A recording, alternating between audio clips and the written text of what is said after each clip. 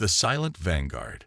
The vast expanse of space stretched before Admiral Zara Voss as she stood on the observation deck of the Hegemony's flagship, the Eternal Dominion. Stars dotted the blackness like scattered diamonds on velvet, each one representing worlds and systems under the control of the galactic hegemony. For 3 centuries, the coalition of 13 advanced species had maintained order across known space, their technological superiority unchallenged since the Great Purge. Zara, a tall, stern Arconian with silvery skin that reflected the starlight, clasped her hands behind her back. Her species prided themselves on logical thinking and emotional control, traits that had elevated her to the highest military position in the Hegemony's fleet. "Admiral," came a voice from behind her. "The Council requests your presence immediately." Zara turned to face her aide, a young Trellin whose translucent wings fluttered with nervous energy. "What's happened, Lieutenant Mira?" "A signal, Admiral, from Sector 9A." Zara's eyes narrowed. Sector 9H contained only dead worlds, quarantined after the Great Purge. Worlds that included Earth, the home of humanity, a species deemed too dangerous to exist within the galactic community 3 centuries ago. "Impossible," she said, already striding toward the command center. "Earth has been dead for centuries." The central chamber of the Eternal Dominion buzzed with activity as analysts and technicians worked to decode the signal. The 6 members of the High Council appeared as holographic projections in the center of the room, their diverse forms representing the founding species of the hegemony. "Admiral Voss," began Councillor Thex, his crystalline body refracting light as he spoke, "we have intercepted a transmission originating from Earth. Our initial assumption was a technical error, but 3 separate relay stations have confirmed its authenticity." "Earth is dead," Zara stated flatly. "The orbital bombardment left nothing but a radioactive wasteland. The humans were primitive. They couldn't have survived." "Nevertheless," countered Councillor Ilara, her tentacles writhing with agitation, "the signal is genuine. We've managed to decode part of the message." A holographic display materialized in the center of the room, showing a simple text.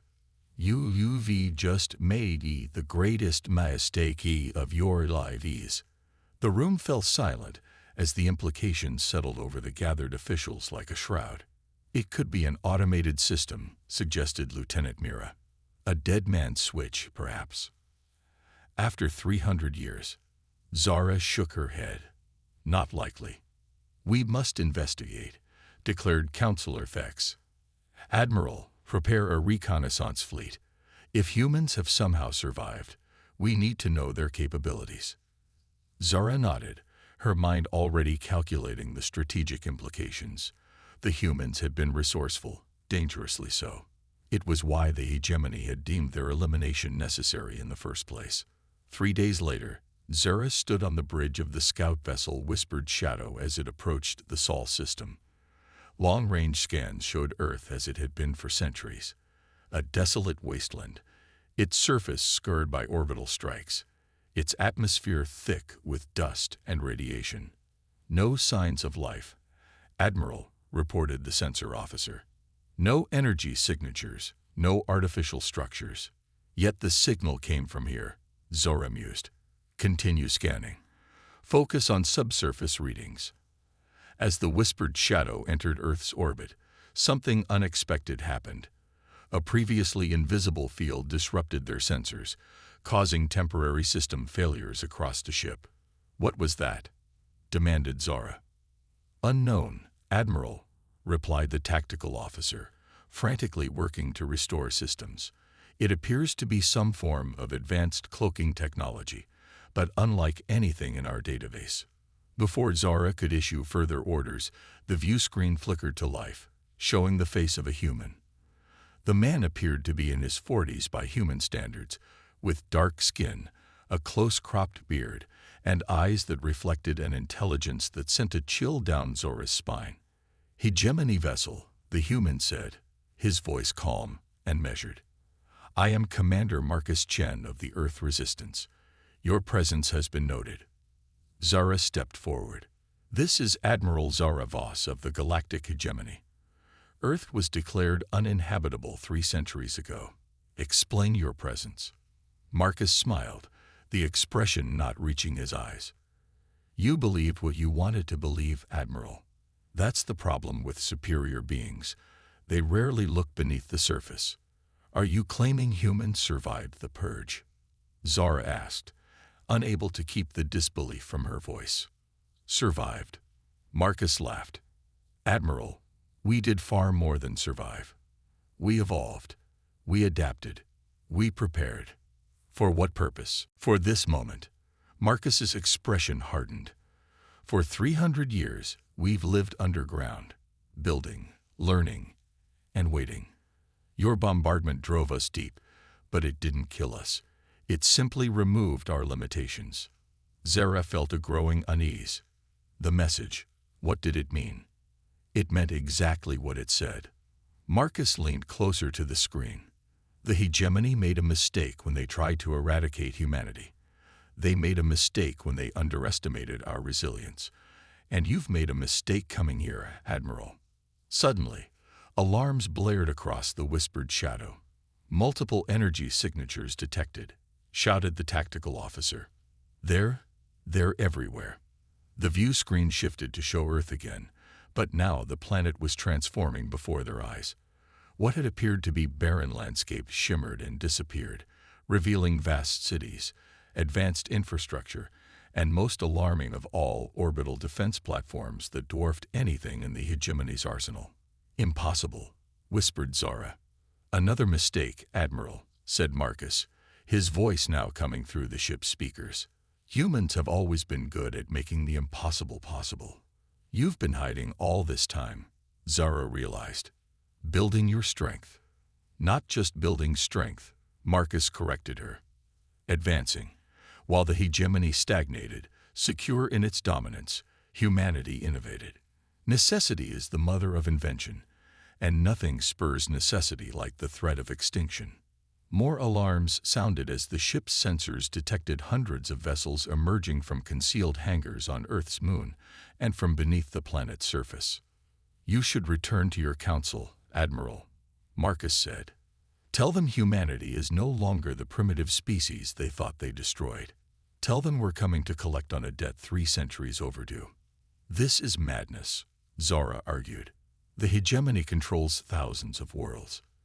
Your fleet, impressive as it is, cannot hope to stand against our combined might."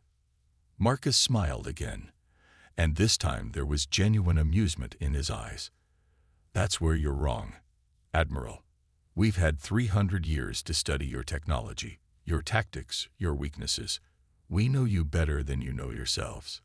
As if to emphasize his point, every system on the whispered shadow suddenly went dark, leaving only the view screen operational. "This is but a taste of what's to come," Marcus said. "Your ship will regain power once you're beyond the Sol system. Return to your masters, Admiral Voss. Tell them humanity sends its regards. And a warning. You've just made the greatest mistake of your lives by reminding us of your existence." The screen went black, and moments later, emergency power restored minimal functionality to the ship. As the whispered shadow limped away from Earth, Zara stared back at the planet that had, until moments ago, appeared dead. Now it pulsed with energy and purpose, a sleeping giant awakened after centuries of preparation. For the first time in her distinguished career, Admiral Zara Voss felt fear. Not for herself, but for the hegemony and the ordered galaxy it had maintained. Because she recognized the truth in Marcus Chen's words. They had indeed made a terrible mistake. And the reckoning was coming. The reckoning dawned. The Grand Council chamber of the hegemony hummed with tension as all 13 species representatives gathered for an emergency session. The holographic display at the center of the vast room showed Admiral Zara Voss's report in vivid detail. Earth, teeming with advanced technology, and a fleet that had materialized from seemingly nowhere. "Impossible," bellowed Counselor Drax, his rocky form trembling with rage. 3 centuries ago, we confirmed the extinction of the human species. Our bombardment was thorough. Evidently not thorough enough, remarked Counselor Ilara, her tentacles coiling anxiously. The evidence before us is irrefutable. Admiral Voss stood stiffly before the council, her silver skin dulled by the strain of recent events. I witnessed it firsthand. The humans have been hiding beneath a planetary-scale cloaking technology beyond anything in our records. They allowed us to see what they wanted us to see for centuries. A dead world. How could they have advanced so rapidly? Asked Thex, the crystalline counselor. They were barely achieving spaceflight when we deemed them a threat. Desperation breeds innovation, Zara replied. And we gave them the ultimate motivation: survival. Their commander, Marcus Chen, indicated they've been studying us, learning our weaknesses. Preposterous, scoffed Drax. What can primitive apes know of our weaknesses? As if in answer to his dismissal, the chamber's lights flickered. The holographic displays distorted, then reformed to show the face of Commander Marcus Chen. "Greetings, esteemed counselors of the hegemony," Marcus said, his voice calm but edged with steel. "I thought it time we spoke directly. How dare you breach our security protocols?" Drax roared. Marcus smiled thinly. "Your security, like your arrogance, is based on outdated assumptions. I'm here to update them." "What do you want, human?" asked Ilara, cutting through the outrage. "Justice," Marcus replied simply. "Restitution. Recognition." "For what?" "Your species was deemed a danger to galactic stability," Thex stated. "Your technological trajectory and biological aggression made containment necessary." "Containment." Marcus's expression hardened. "You attempted genocide based on predictions and fear. You judged an entire species by its worst examples and acted as executioners without trial." "We are the hegemony," declared Drax. "We maintain order across 1,000 systems. Your petty vengeance will accomplish nothing but your final extinction." Marcus laughed, the sound echoing through the chamber. "Your threats might be more convincing if you weren't currently surrounded." The chamber's central display split into multiple feeds, showing hegemony worlds across the galaxy. On each, human vessels had appeared in orbit, sleek, advanced ships that pulsed with energy unlike anything in the hegemony's arsenal. "Impossible," whispered Zara. "You couldn't have built enough ships to threaten our core worlds." "We didn't need to," Marcus explained.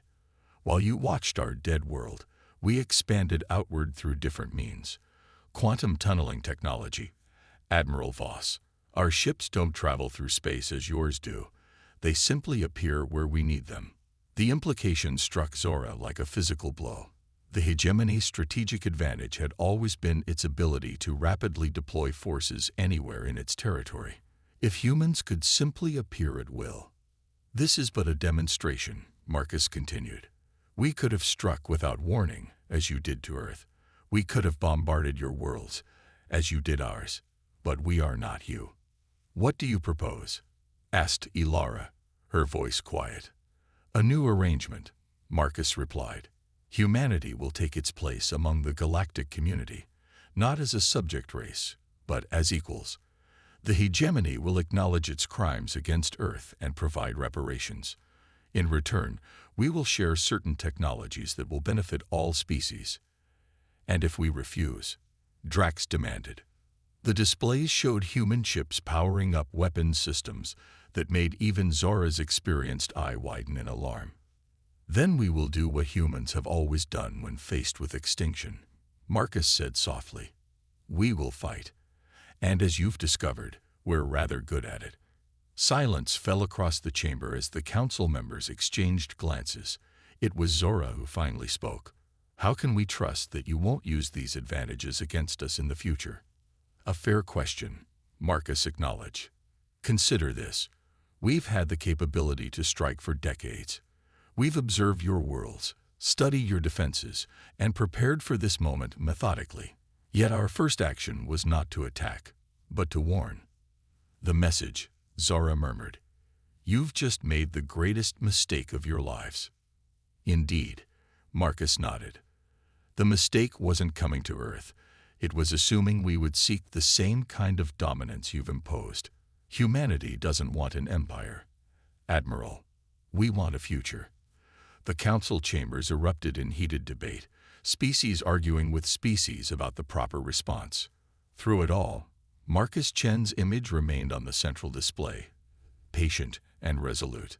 Finally, Councillor Thex raised a crystalline hand for silence. We require time to consider these proposals. You have 24 hours, Marcus replied. I suggest you use it wisely.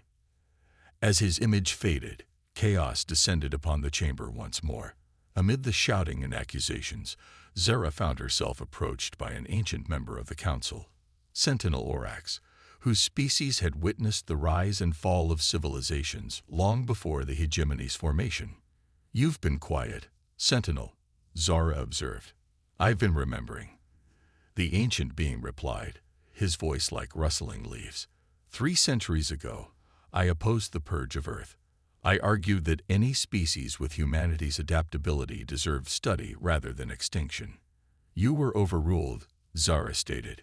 Yes, Orax nodded slowly. And now we face the consequences of that decision. The humans have done something remarkable, Admiral. They've turned near extinction into transformation. Zara considered this. You think we should accept their terms? I think, Orax said carefully, that any species that can forgive attempted genocide and offer partnership instead of vengeance might have more to teach us than we have to teach them. 24 hours later, the council reconvened. The human ships remained in position throughout hegemony space, a silent reminder of the choice before them. After hours of debate, a decision was reached. Marcus Chen's image appeared once more before the council, his expression neutral as he waited for their response. Humanity's terms are accepted, announced Thex, speaking for the collective.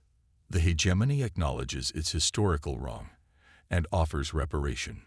We will welcome Earth as an equal member of the galactic community. For the first time, Marcus's smile reached his eyes. A wise decision, counselors.